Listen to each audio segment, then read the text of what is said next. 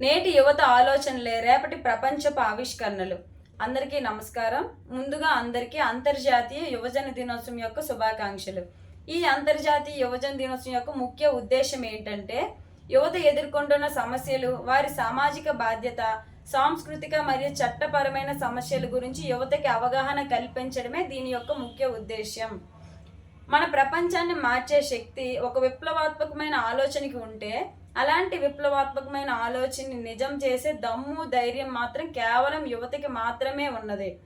మిత్రమా, గుర్తుపెట్టుకో, ఈ యుగం చాలా ప్రత్యేకమైనది. సాంకేతికత మన చేతి వేళ్ల చివరలో ఉన్నది.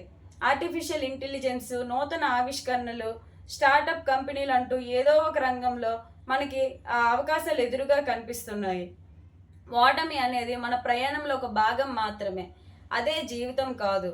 మిత్రమా, దేహానికి తప్ప దాహానికి పనికిరాని సముద్రపు అలల ఎగసి ఎగసి పడుతున్నప్పుడు నువ్వు ఎందుకు పనికిరావు, నీ తలరాత ఇంతేనని నిన్ను చులకనగా మాట్లాడే వాళ్ళని కూడా నీ ముందు తల దించుకునేలాగా చేయగల సత్తా నీకు ఉన్నది.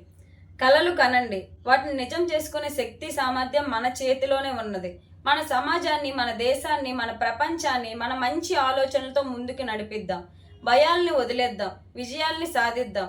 యువతరం శక్తితో లోకాన్ని గెలుద్దాం. మరొకసారి అందరికీ అంతర్జాతీయ యువజన దినోత్సవ శుభాకాంక్షలు. Thank you.